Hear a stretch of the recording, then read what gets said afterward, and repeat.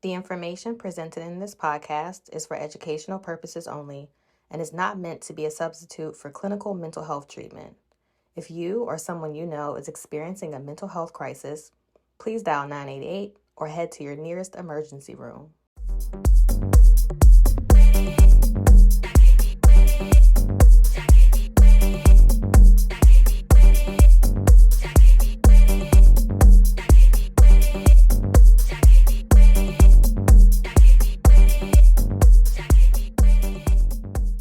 Welcome back to another episode of the Black People Die by Suicide 2 podcast, where our mission is to discuss all things mental health with an emphasis on suicide within the Black community. I had to make sure I get that, y'all. I wrote the tagline and I always forget it, but it's okay. So I'm your co-host, T-Kea. And I'm your co-host, Jordan. And welcome back. I am so excited to be here. This podcast is just one of me and Jordan's baby. We don't have children, so our nonprofit and our podcast, those are our two kids. And so if you're new here, thank you so much for checking us out. We are a podcast hosted by people with lived experience. So if you're new here, we encourage you to go back and listen to other episodes. We encourage you to follow us on Instagram and TikTok and just continue to connect with us. We're very excited about the work that we have going for the podcast and for our organization. So if you don't know and you're new, our nonprofit of the same name, Black People Die by Suicide 2, we host virtual events, in-person events, support groups, because we want to make sure that Black people know that they are not alone. And so if you are new here at the beginning of every episode, and sorry, let me backtrack. And if you've been listening for a very long time, thank you for rocking with us from the very beginning. We got a few months in the game, So, but yeah, so thank you for tuning in week after week. We are so grateful. We would not be able to do this without the support of you all. So thank you for coming back bi-weekly. I was going to say week after week. Coming back bi-weekly on Wednesdays. That's our podcast schedule.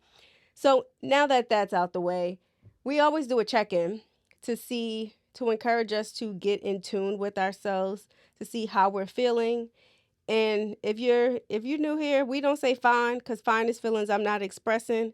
So with that being said, I'm going to ask Georgeezy, I'm sorry, y'all, that's my name for her, Jordan, how you feeling today? You know what? I'm feeling very, very optimistic. I'm excited about today's topic, but I'm feeling optimistic because we've been getting in touch with so many Black professionals who are really out here doing great work in this space, and that gives me so much hope. Yeah. We are really out here making connections, finding great resources, sharing them with our audience. Man, this is great. Yeah. That's all. That's it. That's all you have. Yeah, that's Okay. it. Okay. Optimistic. Optimistic. Oh, okay. I was trying to figure out the word. I was like, I'm sorry. what's the word? Yes. I think gratitude or grateful, because I'm so grateful that we're doing this, and I know it's just the beginning, but we talk about this, I feel like, before, but I don't know, just the support and the traction that we've been getting, I feel like it gives me a very small insight into what the future can be, or will be, I should say. I don't think I can fully grasp. I now, I dream big now. We know that, but I still don't think, even how big I dream, I still don't think my mind can fully fathom where things are going. And I'm just very grateful for the amount of support that people have been showing us. And I know that some great things are on the way for us. So I would say gratitude. And then just grateful as it relates to my personal life.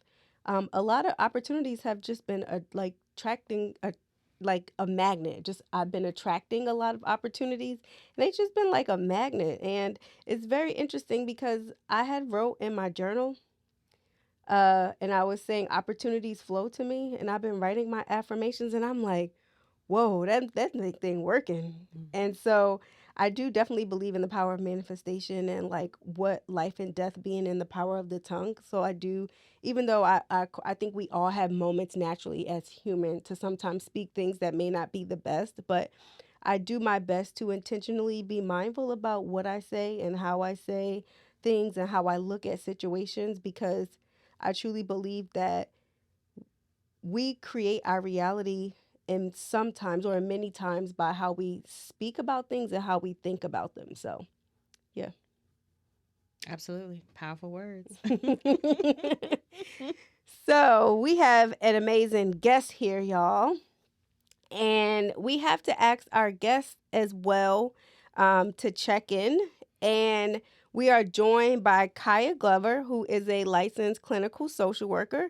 And she's also a children's mental health advocate, author, and the host of Kids Are People Too podcast. And welcome, Khia. We want to give you the opportunity to check in to let everyone know how you're doing. Hi, I am feeling pretty confident, making a lot of shifts in my life that align with where I want to be. So it's kind of like you were saying, I've been writing down my manifestations and I'm like, oh, it's happening. Like it's really here. Like I wrote that down. I said that's what I wanted and now here we are. So yeah, that's how I'm feeling today. That's great. I was gonna say we were on that manifestation list. Just kidding. just kidding. Jordan, you want to jump us into today's Absolutely. topic? So, for today's topic, I'm really excited about it. We're going to be talking about the importance of fostering, I guess, healthy mental wellness in our children and how parents can best support their children to thrive emotionally. So, Kaya, if you would be so kind, could you tell us a little bit about yourself? Yeah, so as you said, my name's Kaya. I am a licensed clinical social worker and therapist. And I've really had a heart for children forever, and that our experiences with our parents do not have to be the same as they have always been. And I've had my own mental health struggles throughout the years. My first suicide attempt was, I think I had to be like 11, I think. And so that has been a journey and trying to heal from that and learn that there are other ways to manage my emotions and that even when it feels the darkest, like that is not where I have to go, and then showing people the same. So I remember telling people about that and they didn't understand. It was like I was the problem, and I'm like, no, I was not. And it wasn't just the devil. It wasn't, something that I just needed to do for myself. So I figured, why not take my experiences, go to school, learn all the things, and that way I can teach not just the parents how to help their children differently, but also the kids. Like, how can you do something different as well? Because the power really is in your hands.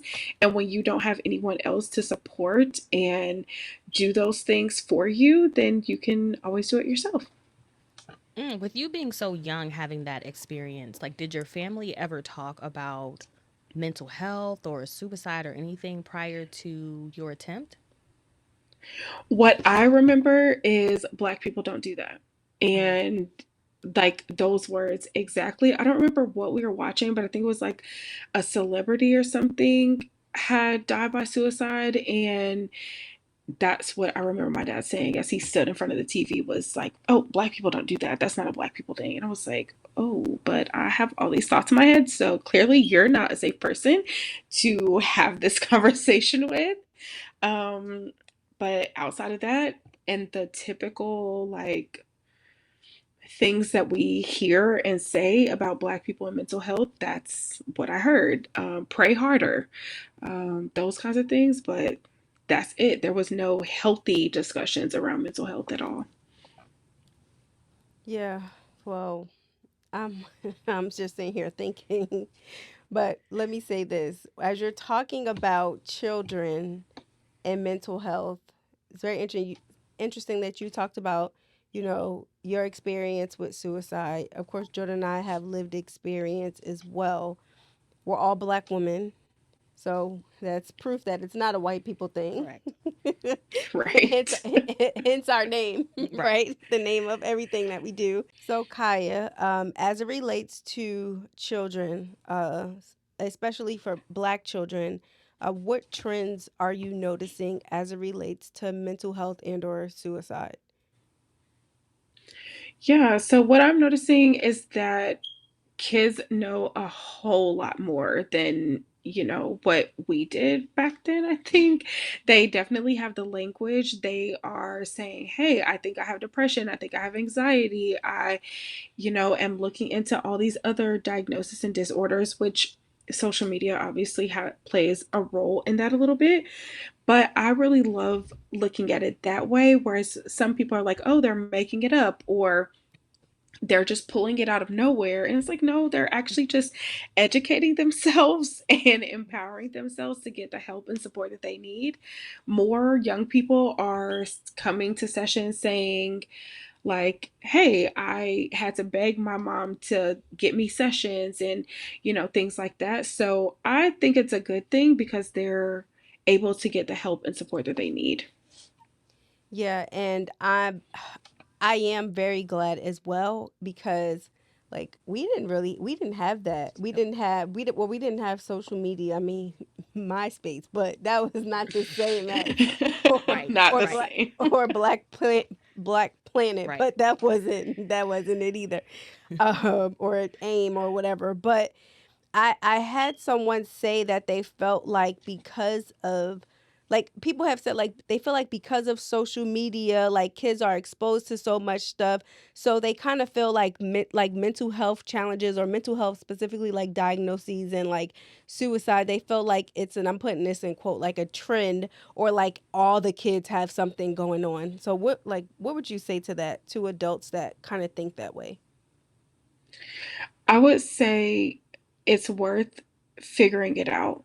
Like if you just decide, "Oh, my kid, they're just going along with the trends, whatever," you're missing an opportunity to help them and for them to get the knowledge and support that they need. So, what if they actually are struggling? Would you actually be okay with that? That you ignored them just because you thought that they were just doing it just because. Give your child the benefit of the doubt. And if you go to a therapist and they say, "No, I don't think this lines up with these disorders," or whatever, let the professional do that. But shutting your kid out and saying, "No, I don't want to hear what you're saying," or any of that, it's not going to be helpful. They don't feel safe to come to you when things happen because they feel like you're just going to blow them off. So go ahead and let the professionals tell you if this is what they think it is or not and what can be done, instead of leaving them to deal with it by themselves. Because that's what happened to me, right? Is that I have all these feelings and experiences with anxiety, depression, suicide, but now, because the people I'm around don't believe in it or think that it's real or think that Black people actually deal with it, I'm left by myself as a child to deal with these feelings that I have. Right now, social media is where a lot of the information is, and that is a very positive thing about social media. So, if they bring it to you and they have concerns, just check it out. Like, that's way better than just leaving it and them not being able to have the help and support that they actually need. So, what are some of the signs that parents can look out for that may indicate that their child is struggling with their mental health? Changes in personality. So if you notice some things that's like that kind of happen in a weird time frame, if they all of a sudden go to being sad when usually they were more upbeat, they might be isolating a lot. If you notice that they're not really hanging out with their friends as much, maybe even scrolling their phone a whole lot. And I know we're all on our phones all the time, but if you see that increase or it seems like more than usual, that, you know, it's not hurtful to check in and see if they're okay. But a lot of times we do that when our mental wellness is not at its best. Um, are they hanging out with their friends or are they staying to themselves? How are they eating? Are they complaining about sleep? Talk to them.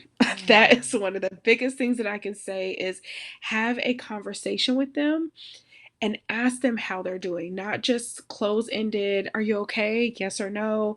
But okay, how was your day? How are you feeling? How do you feel that your mental wellness is? How are you sleeping? Especially as they get older and you're not quite as in touch with them in like those teenage years. Have those conversations, talk to them about how you feel sometimes.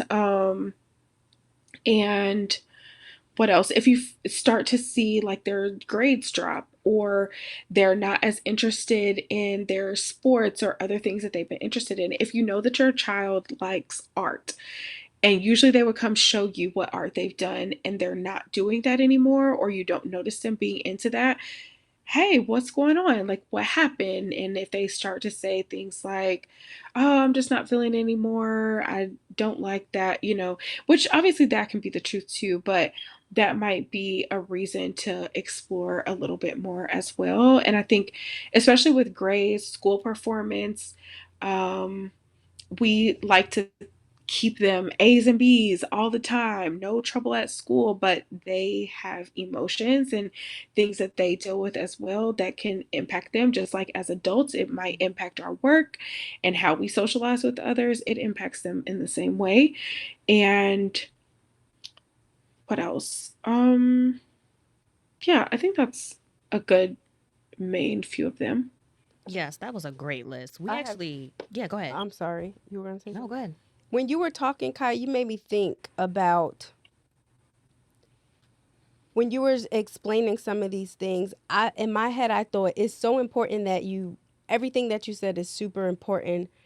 But for parents to know, like your child's mental health is important, even if they don't have a diagnosis of depression.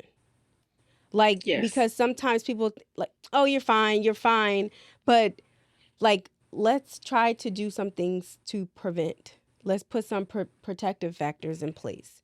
And while you were Hmm. talking, it just kind of made me think about that sometimes I think it takes for it to get so bad or to that point, and that's when they're like, oh, okay, maybe they do need to see somebody. And so I just think it's important for parents to hear that even if they don't have a diagnosis, like just having mental wellness, and having healthy coping skills and being able to communicate your feelings in a healthy way and being able to set boundaries in a healthy way, like that's all a part of mental health. And I feel like sometimes people in general can be very limited in how they view mental health, if that makes sense. Hmm. Absolutely. And it doesn't have to be a diagnosis, like you said, to be important. And mental wellness is about overall mental health and how they are doing. How are they feeling about themselves? That includes self esteem, that includes how they feel in their friend group. Do they feel like they fit in? And I know as adults, we kind of get jaded and we're like, oh, that doesn't matter. But it really does, especially to children. Like, that is so important in their development is that they do have good relationships, positive relationships with their peers. Um, and a couple other things that I want to add to that list to look out for too is irritability. And I think a lot of times parents expect their kids to just be happy all the time. I don't know. It's like sometimes they're overwhelmed as well. Sometimes they are stressed. And when you see that they're being disrespectful, sometimes they just kind of responded out of what they were feeling. So, not always jumping on them to punish them, but finding out what's going on, especially if that's not how they usually are. Like, oh, hey, that response was a little bit snappy. Are you okay? Check on them instead of trying to punish them all the time.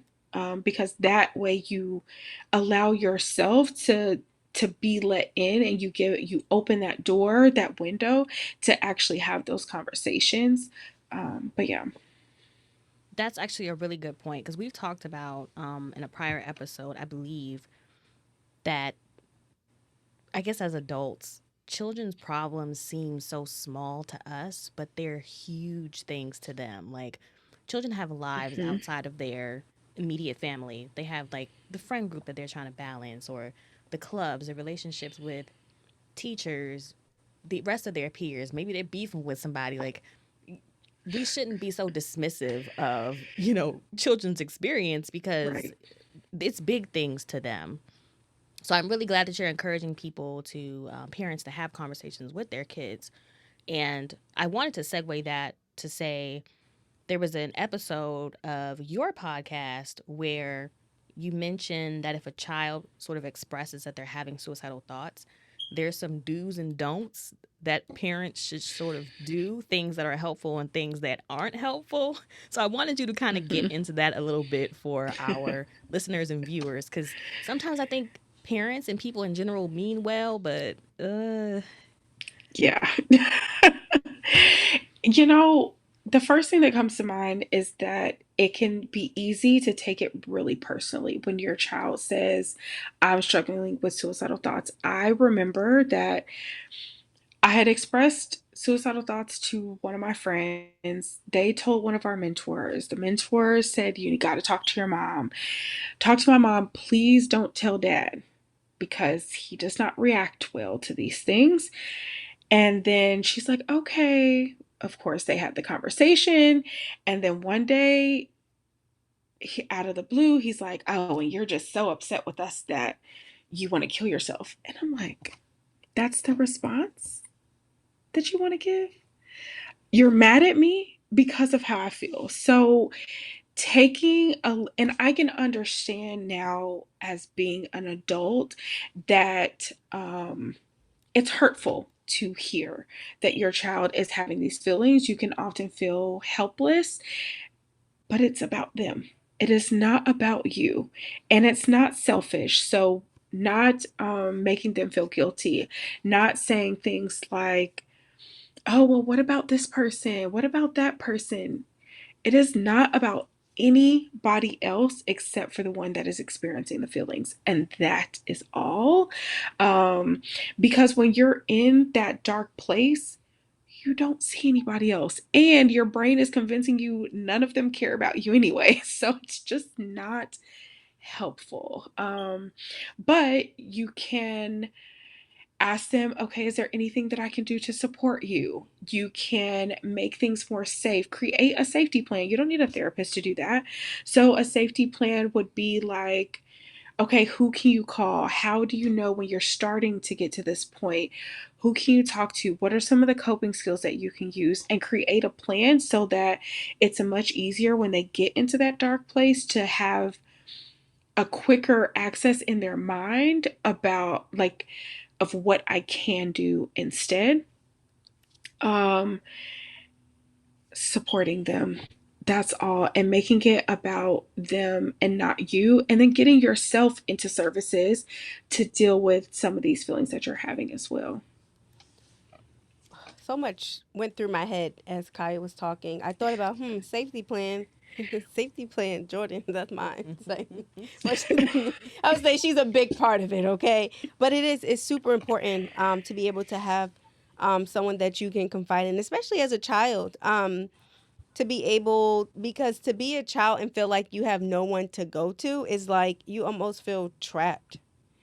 And sometimes Yeah. children don't have all of the um, knowledge or sometimes they have a hard time explaining themselves. Well, I know we say now kids are a little bit different because they have a lot more access than what we have, but it just made me think that sometimes when parents, I'll use myself for example. So I remember, I can imagine, and I feel like I should probably bring my mom on the podcast to talk about it, but like if she felt like my struggles with suicidal thoughts was like an attack on her parenting. I don't think so, but then again, I don't know because we never had that conversation. But I'm gonna ask her. I'm gonna ask her like what her thoughts were surrounding that. But I can only imagine being a parent feeling like, what did I miss? What did I do wrong? Um, but I think it's important. And while no, I'm not a parent, but I do think it's important for parents to realize that sometimes it could be something that you're doing or sometimes it's not, but regardless, like you said, Kaya, it's important that we make it about them and not about you, because I feel like, and it's hard, I'm like, I'm not a parent, so I don't know if I should speak on this, but I think if we end up making about so much of ourselves as the adult or as the parent, if you're a guardian or whatever, you miss the opportunity to form connection and trust with the child. Yeah, absolutely. Like, you have an opportunity there to say, even if you've never been there, I don't know what that is like, but I imagine that things must be really hard to feel like that's your only way out. And maybe that's where people don't understand, is like, it feels like nothing else is going to change, and the only way that anything is going to be different is to just not be here. I feel like nobody cares about me being here anyway. And you get an opportunity to show them I care. But when you go in and it's defensive and you're like on attack mode, that just proves what they're already feeling already. So do the opposite. How can I support you? How can I help you? If you need to cry about it or have whatever, do that, but not with your child. I would say if you've had those experiences, talk to them about it. How did you deal with it? What were some of the things that made you feel that way, so that they don't feel alone? Like, that space feels extremely, extremely lonely. And so don't be scared to talk to your children about what feelings you've had, so that because they're looking up to you already anyway. So, giving them that, okay, if my mom did this or my dad had these feelings and they got through it, then I can as well. So I think one of the things I've saw you sort of talk about is mindful parenting.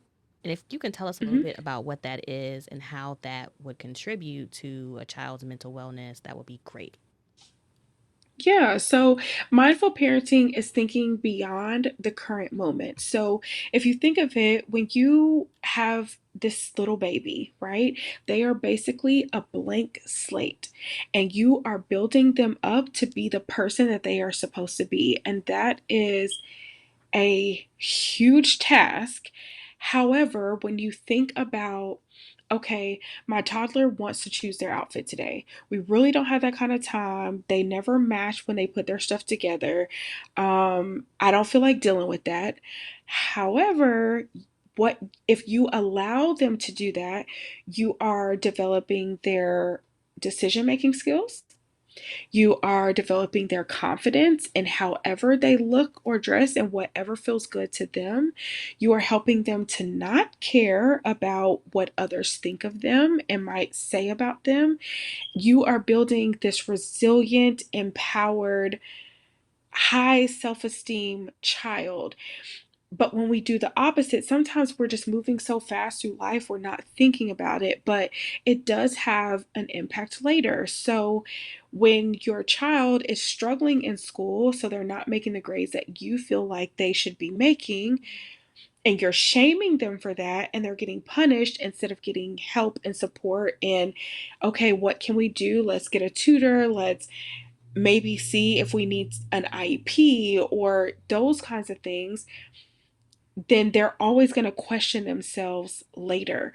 So you want to build a healthy child, or really, you're building an adult who is confident, who knows who they are, what they're meant to do, what their purpose is, because they have their own journey to walk too.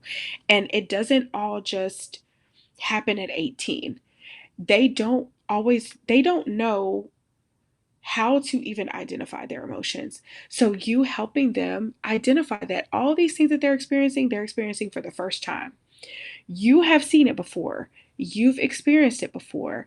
So now you are teaching and molding them from here to be able to have the skills as an adult, just like anything else with financial literacy, right? We don't just learn that at 18, and we don't just start having feelings at 18 either. They have emotions, they get sad, they get scared, they get excited, they get all the same emotions that you do. They just don't have names for them. So, thinking about how you can build that future self up, and that means slowing down and looking at the whole situation and how can we do this differently so that you have the skills later to do that when you have to do it on your own. I'm like, as, I was really processing Too. as Kaya was talking. I was like, wow, yes, because we would have so not I don't want to use the word perfect, but we would have a lot more children and adults for children once they become adults. Um undamaged, I don't know if that's the word I want to use. Is undamaged a word? I don't know. I'm making it a word. We got you. Yes. That are not damaged. Here we go. That's what I was trying to say. That are not damaged as adults because, but it's unfortunate because that's just ultimately what has kind of been passed down for generations. And I think even when you use the example about like letting children pick out their own clothes, it's like huge because can't speak for other race, but I know like for a lot of black families, like that do not go together.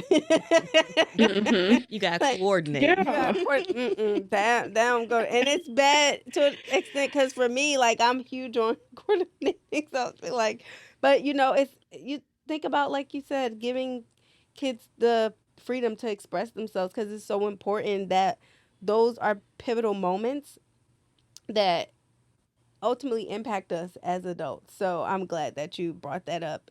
And if you can even speak to your book that you have, I want to make sure I get it right. Rising Above, the devotional for teens, and just talking about like what inspired you to write it and what are you hoping teens, girls will get from the book? Yeah, absolutely. So, Rising Above Teen Devotional for Girls, it has prayers and activities to help manage anxiety. And I grew up as a Black girl in a Black church. Mm.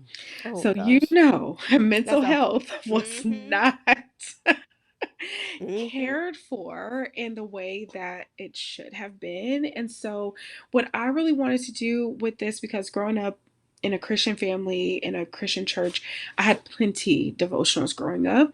Some of them different, whatever. But I think a lot of times the shame that comes from the Christian community can be really, really damaging to our mental health. And, when you think about phrases like, I'm worthless without God. Well, now you're saying those kinds of words, that I'm worthless, right?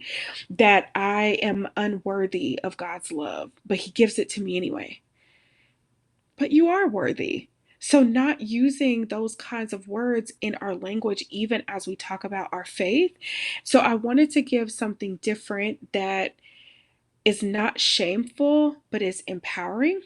I wanted to educate about anxiety specifically because I know growing up with anxiety, nobody knew, what was happening or why these things were happening. Um, and so giving more scriptures than just what I heard all the time was, oh, the Bible says be anxious for nothing.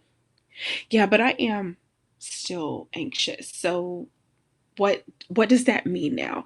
Oh, just pray about it. Yeah, I've been praying and I'm not seeing no difference. Like, this is still, so am I not worthy for God? Or like, what is going on? How do I find my place?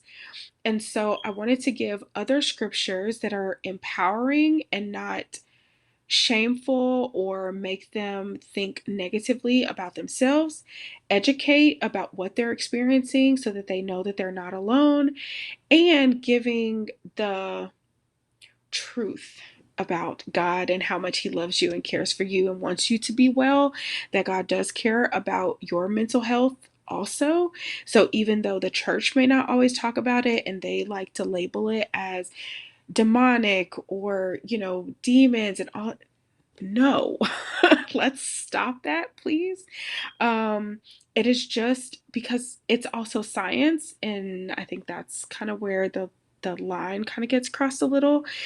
But I wanted them to leave feeling like I can conquer this. I can do this. I'm not by myself. I know what the Bible says about me, what God thinks about me. And so also I got to include anxiety relieving activities. So that was really exciting for me because that's coping skills, right? So now you don't just have the scripture to say, the prayer to say, you actually have something that you can do in the moment that is going to help you. You're not just waiting on God to take it away. You are doing something to help manage in the moment. So if you're having a panic attack at school, I have an activity that I can go to and I can just ask to go to the restroom or whatever, or even sitting at my desk.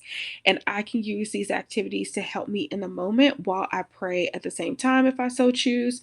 And that way you feel less helpless for yourself, but you have skills that you can go to as well, which is a big part of what I think I was missing.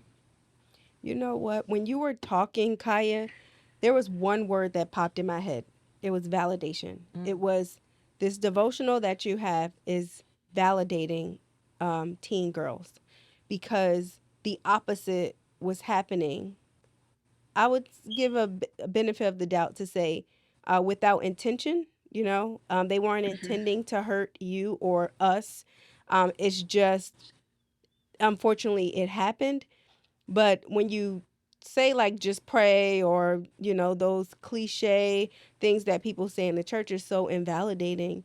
And then one feels like, okay, well, faith is not attacked. And then, your faith is attacked. And it's so interesting because when you brought up the example about like, oh, I'm so unworthy, I was listening to a gospel song in a car.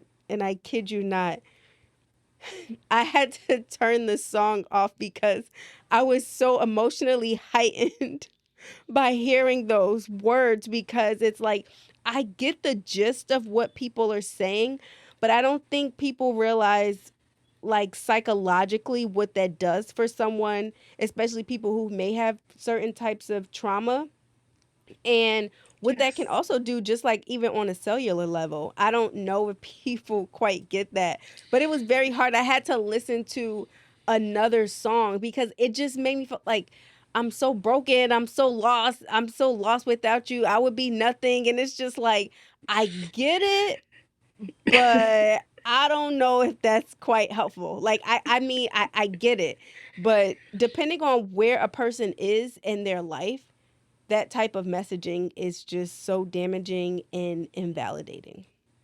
Yeah, and we sing the songs. Like I was on praise team at church and we are singing this. And like you said earlier, like power in the tongue. Um I'm still saying these things about myself. And so then when I get to a point where I feel like, well, God doesn't love me, God doesn't care about me, then what? Then what do I do? Like how do I fix that, so we just really got to be careful about the words that we speak and that we're not just saying what we've always said, but actually thinking about what it is we're saying and how that might affect different people, and becoming more trauma informed in faith spaces for sure. Yeah, well, let's go back so we can make sure that you get an opportunity to say a quick what is trauma informed, because we know, but I don't, people listening may not know what that is. Yeah, so trauma informed is mm, taking consideration that people have had different experiences in their life and we don't know how those things affect them. Obviously, we can't avoid everyone's triggers all the time. However, we can learn how to be more considerate of others, watching our words, watching how we deal with people, learning about what trauma is. So that is a experience that someone may have had that was not great, that may have lasting impacts on the way that they view themselves, view the world, and deal with different circumstances that come up.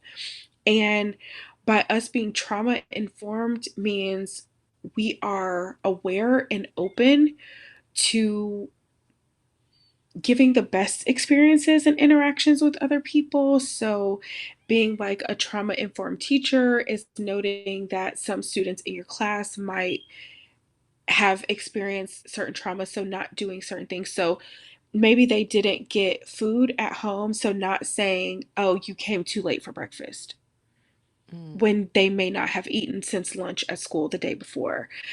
In church, that may look like not shaming people for what they're experiencing, not automatically telling them that it's demons, um, and really just being careful about how we interact with people and recognizing they are people with lots of experiences that you don't know about. So just being careful, really, being considerate and empathetic. Yeah, it makes me think about um not what's wrong with you, but what happened. Like what happened to you. Hmm. And I think if Yeah. we shift our mindset and our language and how we communicate, it makes a world of a difference. If you're talking to somebody and you're dealing with a child and they're acting like as naturally you want to be like, what's wrong with you? I'm a big sister and I have been guilty to say girl, to my little sister, what's wrong with you? But it's so important. Like, you know what? If you're talking about people being a sum of their experiences, then the question would be what happened.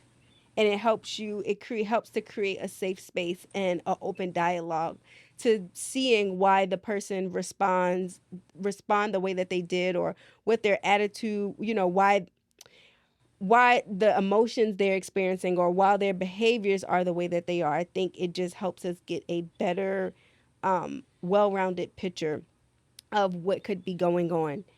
And before you go, we have to ask you, how can parents connect with you if if they have further questions or what guidance on how to help their children? Yeah, so I have a Facebook group called Parents Raising Mentally Healthy Children. I'm working on being more present in that group, so please like join and it'll give me some motivation. As well as following on Instagram at Notes by Kaya. I also have the Teens Rising Above page where that information is more geared towards teens, but I think you'll learn something from that as well. And then also, my email is hello@notesbykaya.com if you have questions or anything that you would like me to answer.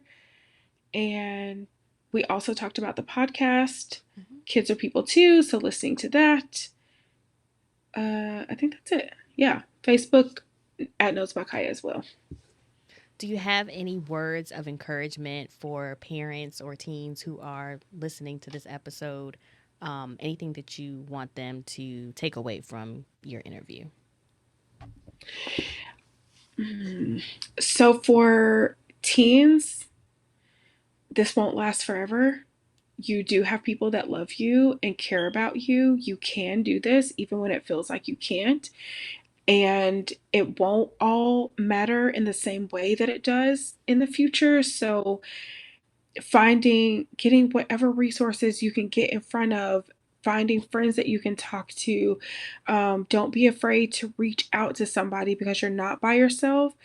For parents, I would say always consider your children in the absolute highest regard, and everything else becomes so much easier when you see them in the most positive light that you can. Not that they're doing these things to get under your skin, not that they're making these things up, but you are there to support and teach them. And that is so important. And it all matters when they get older. So many people are in therapy healing from their childhoods, and it doesn't have to be that way. So if we just be a little bit more mindful, slow down, think about them as well and their emotions because they matter too, then they don't have to go to therapy later to heal from things that have happened during their childhood, at least not things that you've done. And maybe there's a few things, we all mess up. We are all human, including them. So when you recognize I have been placed in this child's life to help them grow into a healthy adult, that kind of shifts things, and you can come from that place. And that is way more helpful than being shameful or causing guilt or anything like that. Kaya, we are so thankful that you joined us today. You gave us some fantastic information for our listeners and viewers out there who are parents. Thank you so much for your time. Thank you. I'm glad to be here. All right, so for today's spotlight, as every episode, we always like to um, sh- tell someone's story who has passed away from suicide. This is our way of honoring their legacy and their memory. So for today, we are highlighting Stormiyah Denson-Jackson. She was a seventh grader from Washington, D.C., who died by suicide on January 23rd, 2018, at the age of 12.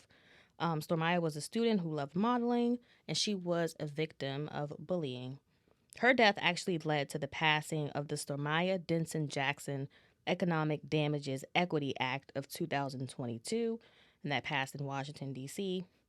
And the bill basically works to prevent the devaluing of wrongful death suits on the basis of gender and race.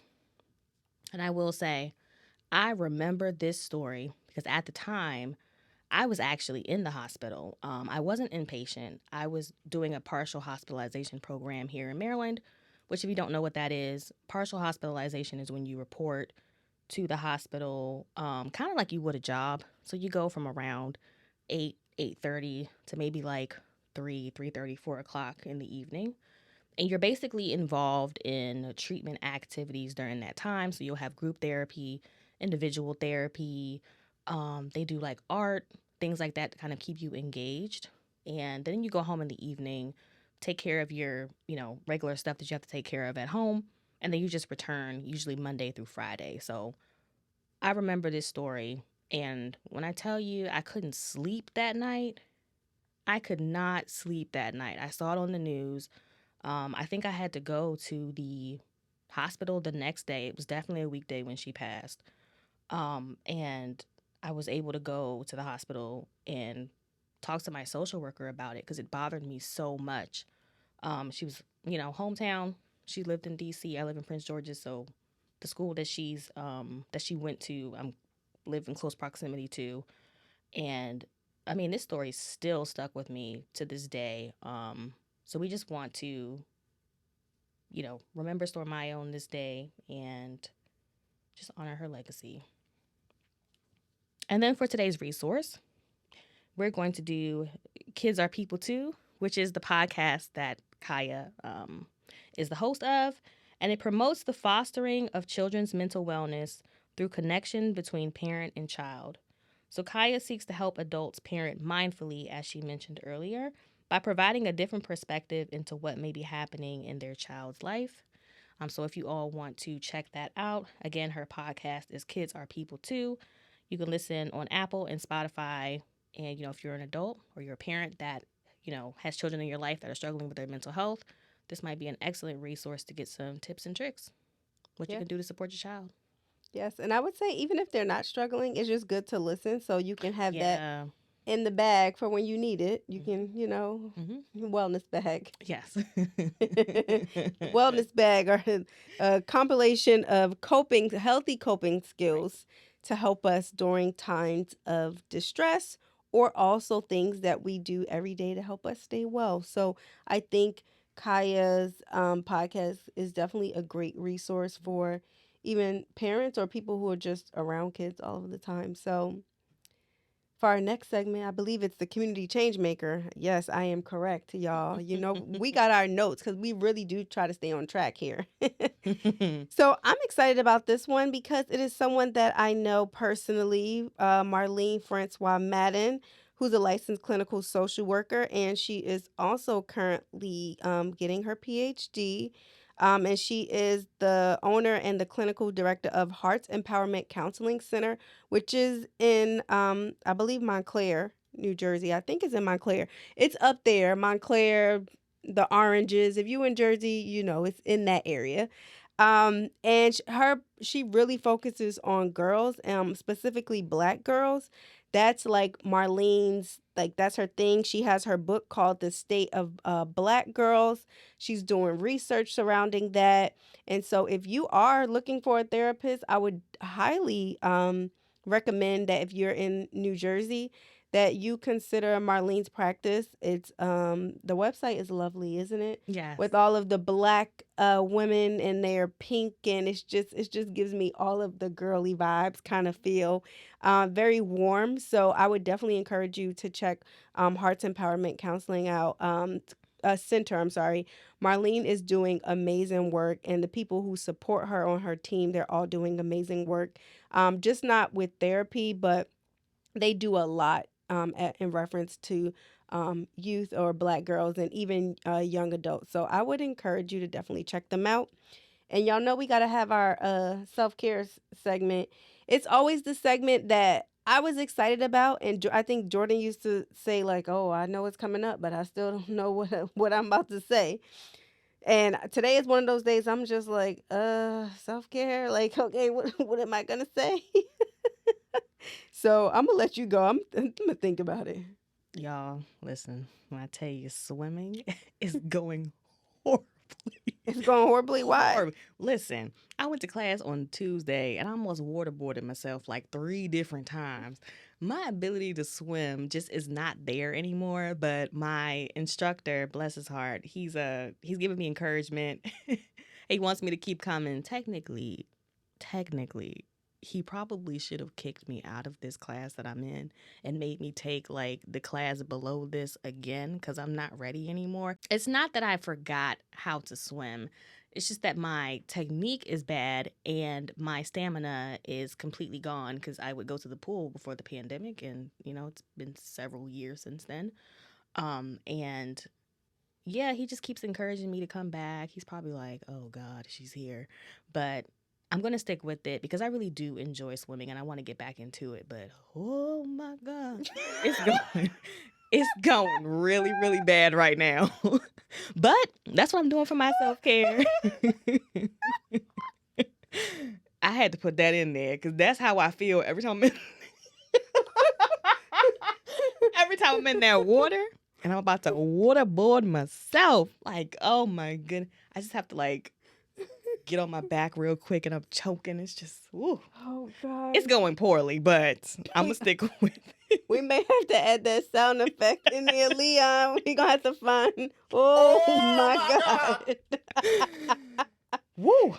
Yes, it's your girl's down bad, but we're going to get there. You're getting there, right? You just kind of it's like reintroducing it back into Yes. you got it. If you had it before, it's like Yes. you can do it again.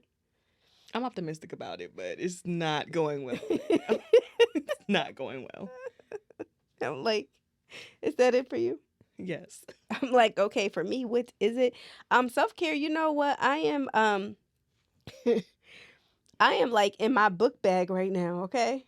I am all the way in the book bag. And by that, I don't mean a book bag that we carry. I mean my bag of reading books, okay? I am doing very well with that. I have decided, we're going to ride this thing till the wheels fall off, that I have been simultaneously, I can't even get it out. You know what I'm trying to say. at the same damn time. I have been listening to audibles as well as reading a not the same book, different book. So I'm still in the process of getting through Michelle Williams' book, which has been really good. I'm enjoying it. It's very like an easy, transparent read, which is great. So I'm reading her hard copy, and then I'm listening to Michelle Obama's book, Becoming, which is it's just I love books that it does something for my soul, my spirit, where people talk about like how they overcome like trials and tribulation. That sounds so churchy. I get I grew up in the church, but it does. It's just like, oh my gosh, like, and then for someone to talk about not just overcoming them, but then they reach like a pinnacle of success, such as high as being the first lady, but even before that, just learning about First Lady Michelle Obama before she was First Lady Michelle Obama. Like she starts in her childhood and works her way up through high school and through college and through law school and being an attorney and like finding out I don't want to practice law anymore and like pivoting and just all of that and like how she met Obama. It's great. I'm enjoying it. And it's self-care for me because it's giving me continued encouragement to keep going on. It's like things don't always work out how we anticipate, but I do believe they work out how they're supposed to work out. Right. Um and we learn a lot from those moments. And so definitely those books right now are really like it's just I feel like it's helping to ground me. So and then it also forces me to be mindful. Especially as I'm reading, like I gotta sit down and actually, so that forces me to be mindful and it removes me, it takes my mind off of like everything that's going on and maybe I'm feeling like so much anxiety or stress.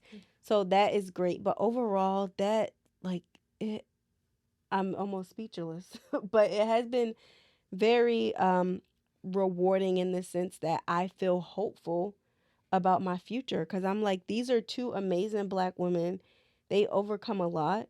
I'm learning a lot from their stories and how I can identify with some of the challenges that they've gone through. And it's like, if they could do it, I can do it too. So that has been my self care.